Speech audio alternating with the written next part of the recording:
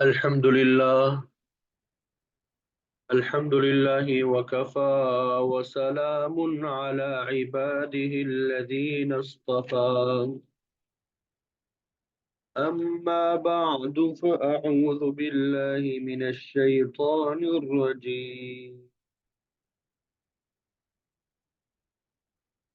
بسم الله الرحمن الرحيم.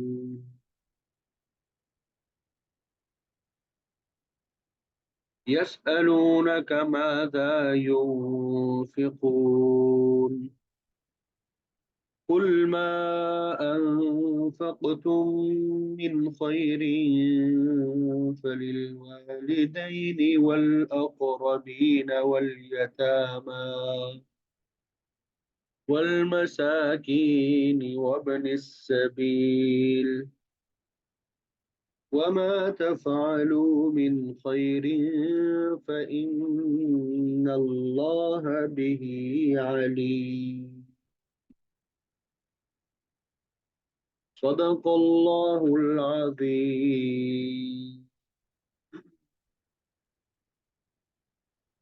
میری واجب الاحترام دوستوں، ساتھیوں، معزز خواتین و حضرات،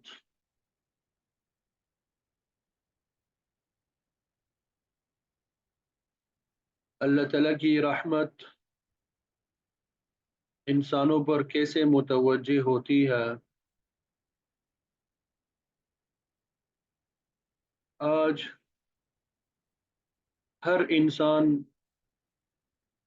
چاہتا ہے کہ اس پر اللہ تعالیٰ کی رحمتیں ہوں.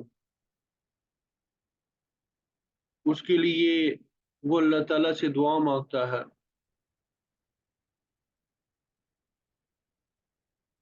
اس انسان کو اللہ رب العزت نے واضح طور پہ بتا دیا ہے کہ انسان پر اللہ تعالیٰ کی رحمت کیسے متوجہ ہوتی ہے اور اللہ تعالیٰ کی رحمت انسان سے دور کیسے ہوتی ہے.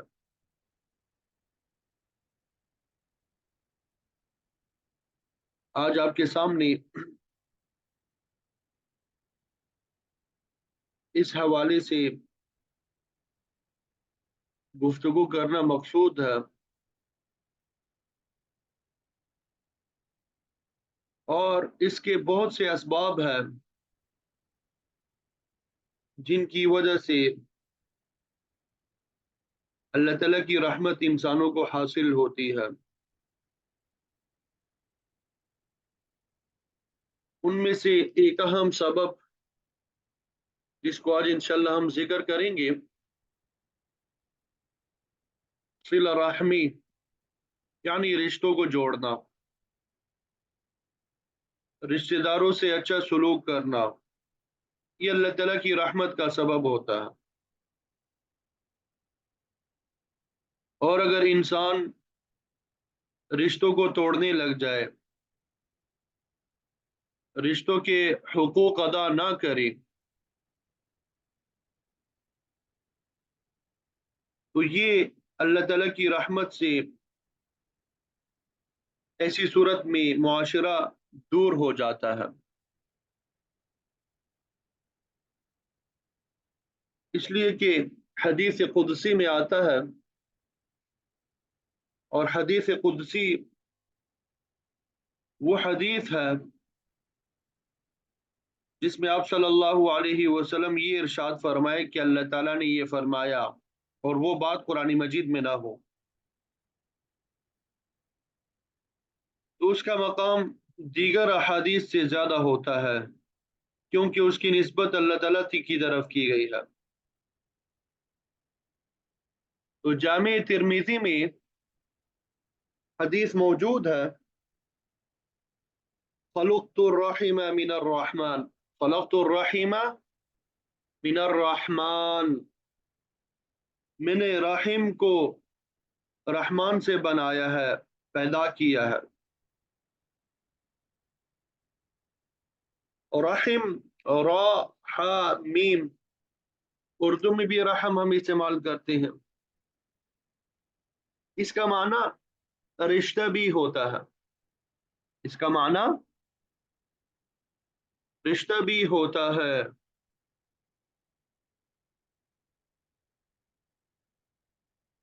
اسی سے لفظ بنا ہے صلہ رحمی۔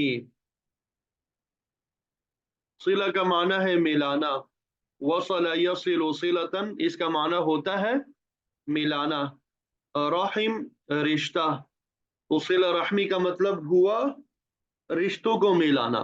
صلہ رحمی کا مطلب کیا ہوا؟ رشتوں کو ملانا۔ اگر آپ غور کریں رحمان اور رحیم میں بنیادی الفاظ جو ہے، یعنی جس کو مادہ کہتے ہیں، وہ را ہا میم ہے۔ رحیم میں بھی تین ہی الفاظ اصلی ہے، بنیادی الفاظ را ہا میم ہے۔ تو ان الفاظ کے معنی کو ذہن میں رکھنا ہے تو حدیث قدسی جو ہے صحیح طریقے سے ہمیں سمجھ میں آئے گی۔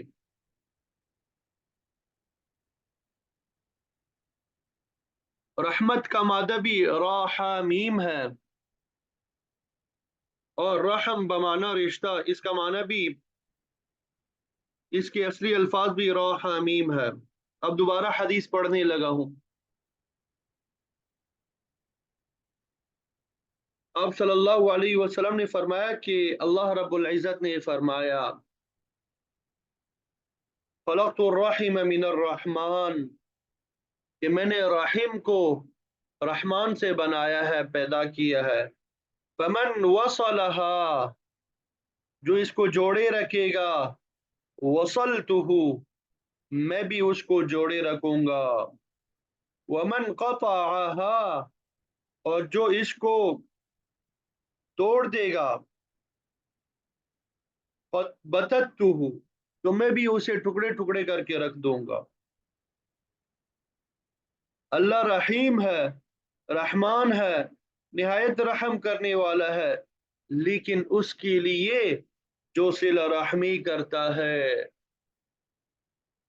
اور جو صلہ رحمی نہیں کرتا اس کے لیے رحمت کا تقاضا یہ ہے کہ اللہ تعالیٰ اسے توڑ کر رکھ دے، ورنہ معاشرے میں کوئی بھی کسی رشتے کا احترام نہیں کرے گا، نہ باپ بیٹی کے رشتے کا احترام ہوگا، نہ ساس بہو کے رشتے کا احترام ہوگا، سارا احترام جو ہے وہ ختم ہو جائے گا۔ اس لیے جب انسان معاشرے میں صلہ رحمی سے کام لیتا ہے، رشتہ داریوں کو جوڑ کے رکھتا ہے، تو ایسی صورت میں اللہ تعالیٰ اس کو جوڑ کے رکھتا ہے، اور جب اللہ تعالیٰ جوڑ کر رکھتا ہے تو پھر اللہ تعالیٰ کی رحمت متوجہ ہوتی ہے۔ تو یہ رحمت کی آثار ہے کہ رشتہ داروں میں اتفاق اور اتحاد ہو، یہ اللہ تعالیٰ کی رحمت کی نشانی ہے۔ ایک گھر کا یونٹ ہے، باپ بیٹے میں اتفاق اور اتحاد ہے، ماں بیٹی میں اتفاق اور اتحاد ہے۔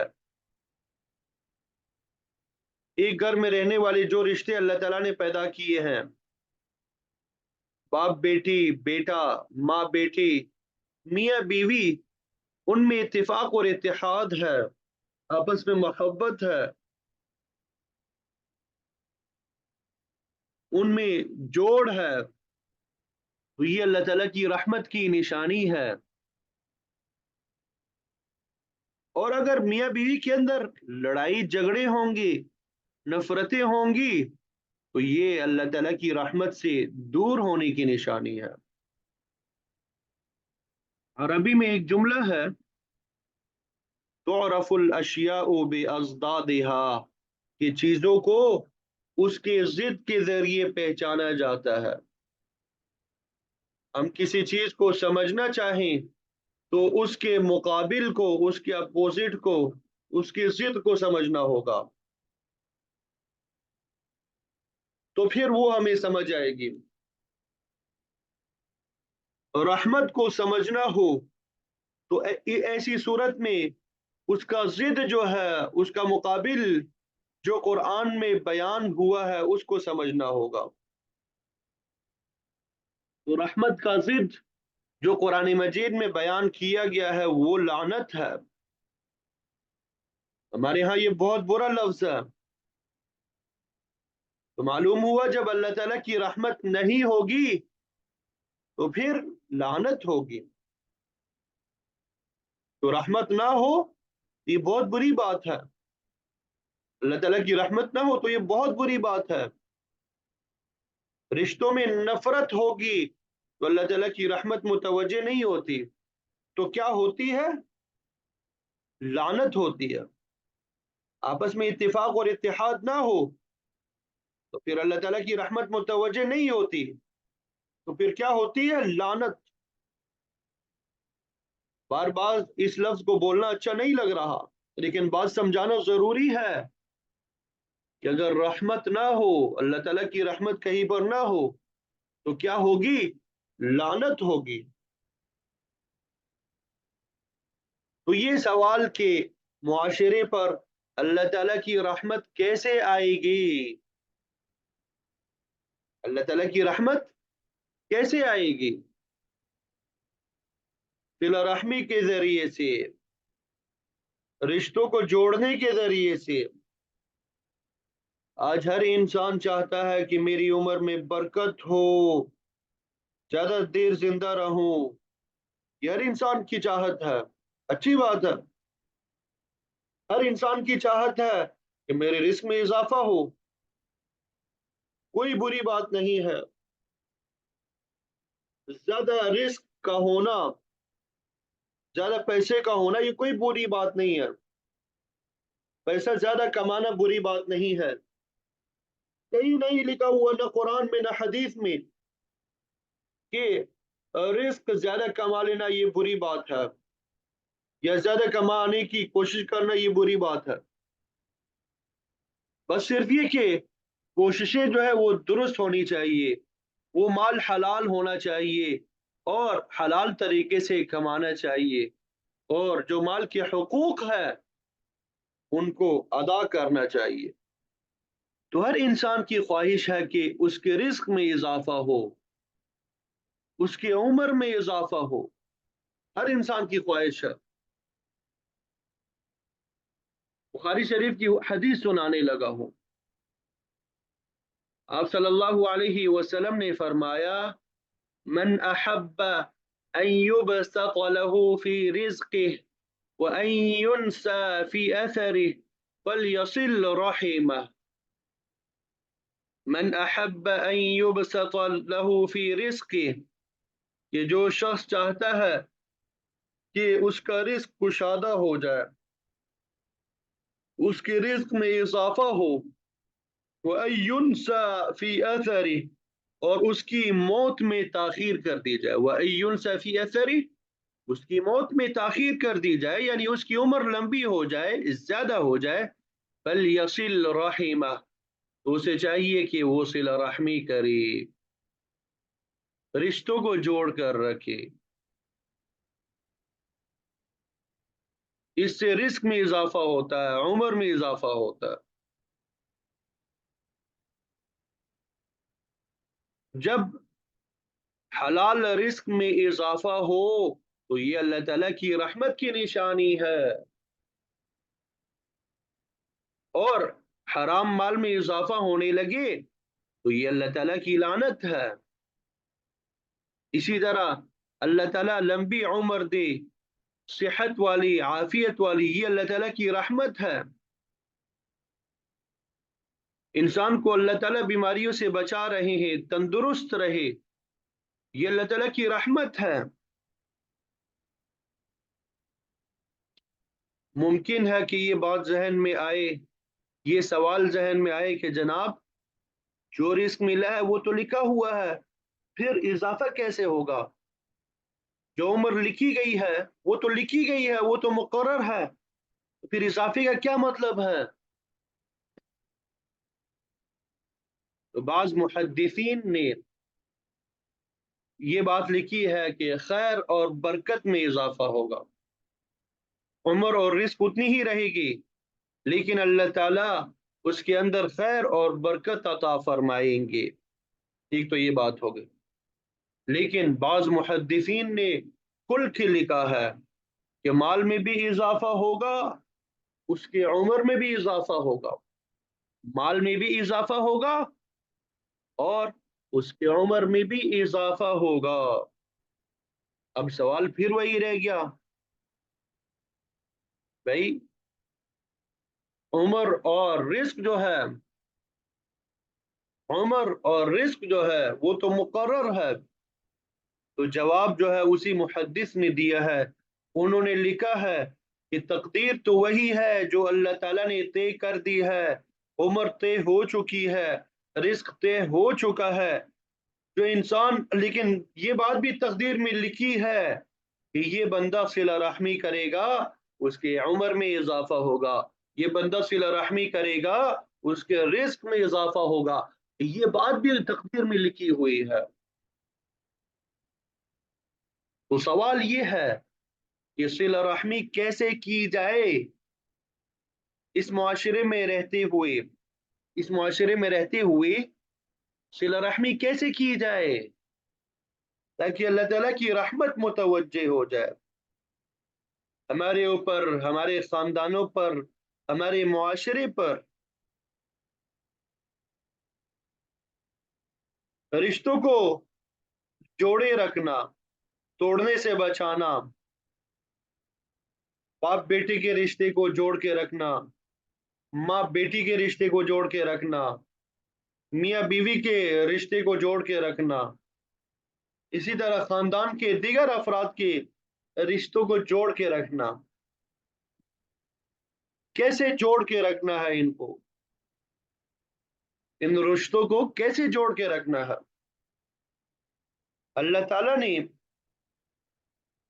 اور نبی کریم صلی اللہ علیہ وسلم نے اس کے طریقے بتائے ہیں۔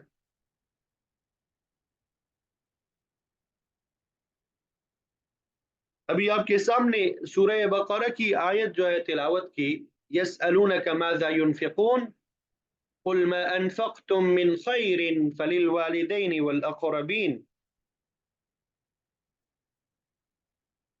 اس میں صحابہ نے، لوگوں نے آپ صلی اللہ علیہ وسلم سے سوال کیا کہ ہمارے پاس مال تو ہے، ہم کیسے خرچ کریں، کیا خرچ کریں، کہاں خرچ کریں، کیسے خرچ کریں؟ وَمَا أَنفَقْتُم مِّنْ خَيْرٍ فَلِلْوَالِدَيْنِ وَالْأَقْرَبِينَ۔ آپ اللہ تعالیٰ نے فرمایا کہ نبی علیہ الصلوۃ والسلام آپ فرما دیجیے کہ مال خرچ کرے، فَلِلْوَالِدَيْنِ درجہ بدرجہ بتایا، یعنی والدین پر، رشتہ داروں میں سب سے پہلا حق ماں باپ کا ہے۔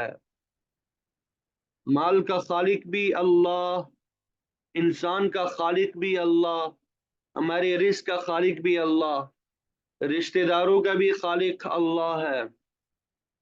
اللہ تعالیٰ نے بتایا ہے کہ رشتوں کو کن مسالوں سے جوڑنا ہے، کون سے مسالے ایسے ہیں جن سے رشتوں کو جوڑا جاتا ہے۔ تو بتایا کہ بھائی مال میں سب سے پہلا حق والدین کے لیے، پھر رشتہ داروں کے لیے۔ ہمارے حضرت کے پاس ایک نوجوان آیا، اس نے عرض کیا کہ حضرت میرے والد جو ہے مجھ سے ناراض ہو چکے ہیں، کئی مہینے ہوئے بات نہیں کی۔ تو حضرت نے پوچھا کیوں، کیا وجہ ہوئی؟ تو اس نے عرض کیا کہ نماز میں کوتاہی ہو جاتی ہے اور کچھ میں غصے سے بولتا بھی ہوں۔ تو حضرت کو ساری بات سمجھ آ گئی کہ سارے مسائل انہی کی وجہ سے ہے۔ حضرت نے فرمایا کہ نماز پڑھ لیا کریں، غصے پہ قابو پانے کی کوشش کریں،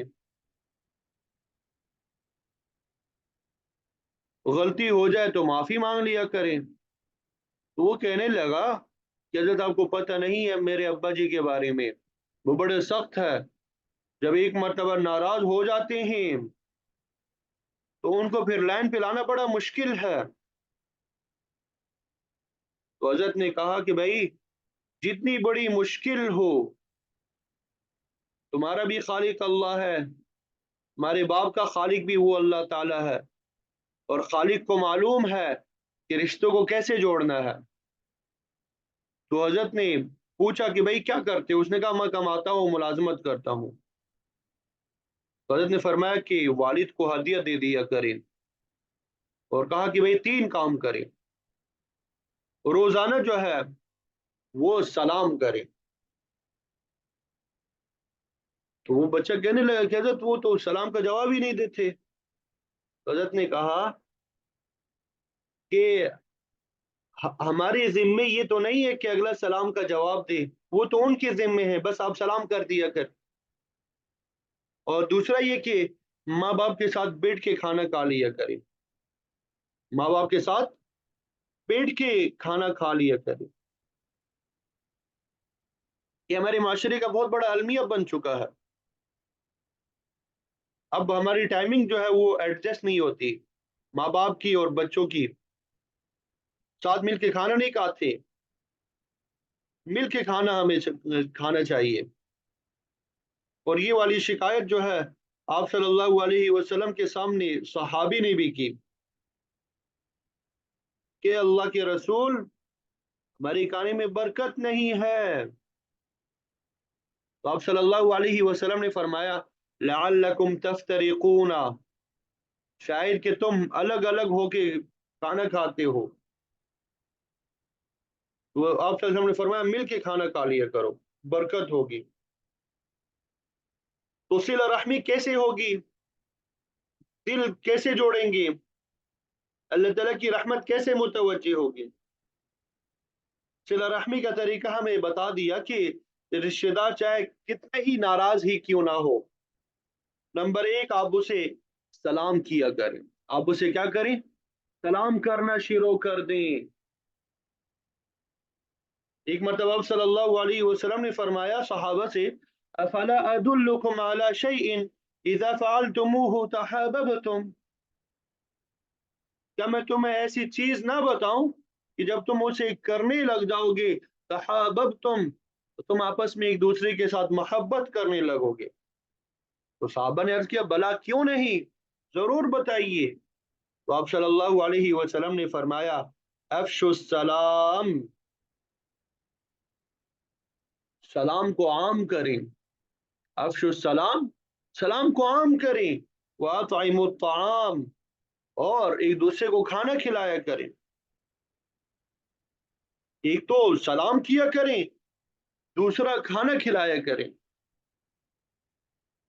और तीसरे नंबर पे तीसरा तरीका जो हमें बताया कि आप सल्लल्लाहु अलैहि वसल्लम का इरशाद है तहादउ तहाब्बु, कि आपस में एक दूसरे को हदिया दिया करे। तहाब्बु, उसका नतीजा और फायदा क्या होगा? एक दूसरे की मोहब्बत में इजाफा होगा, एक दूसरे के साथ मोहब्बत करने लग जाओगे। और तिरमिजी शरीफ में एक और जुमला भी साथ में मौजूद है, फ़इन्नल हदियत तुज़हिबुज़ ज़ग़ाइन, कि हदिया जो है ये पुराने गुस्से को दिल के अंदर से निकाल देता है, पुराने गुस्से को दिल के अंदर से निकाल देता है।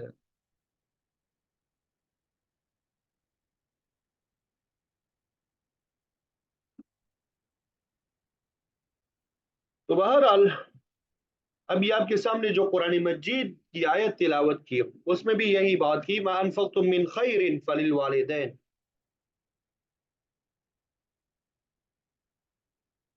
इस आयत से मालूम हुआ कि रिश्तेदारों से माली मदद करनी चाहिए, उनकी खाने की चीजें दे के उनसे ताउन करना चाहिए,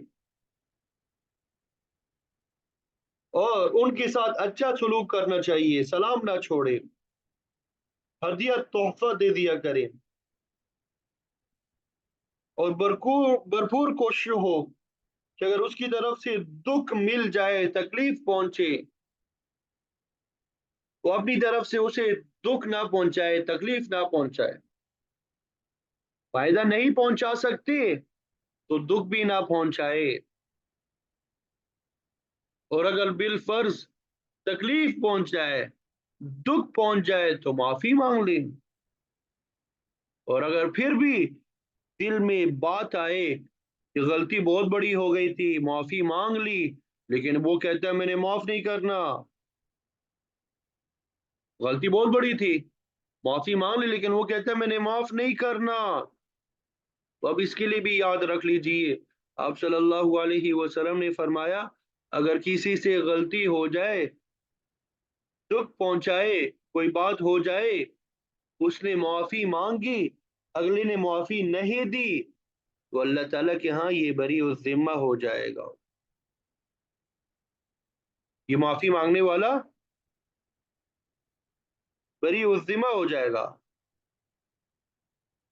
اب اس کا معاملہ اللہ تعالیٰ کے سپرد، ہمارے ذمے جو کام تھا وہ ہم نے پورا کر دیا۔ تو آج کی نشست میں صرف اتنی بات عرض کرنا تھا کہ معاشرے میں اللہ تعالیٰ کی رحمت کیسے متوجہ ہوتی ہے، معاشرے میں اللہ تعالیٰ کی رحمت کیسے متوجہ ہوتی ہے، صلہ رحمی کے ساتھ، رشتوں کو جوڑنے کے ساتھ، قوت برداشت استعمال کرنے کے ساتھ، کہ انسان دوسرے کے دی ہوئی دکھ اور تکلیف کو برداشت کر لی، عفو درگزر کے ساتھ، اور صلہ رحمی ایک دوسرے کو سلام کرنا، ایک دوسرے کو کھانا کھلانا، کبھی کبھار ہدیہ دینا، اس سے اللہ رب العزت رشتہ داروں کو جوڑے رکھتا ہے، اس سے اللہ رب العزت رشتہ داروں کو جوڑے رکھتا ہے۔ اللہ رب العزت ہمیں معاشرے میں رحمت عطا فرما دے اور لعنت سے ہماری حفاظت فرما دے۔ وآخر دعوانا ان الحمد للہ رب العالمین۔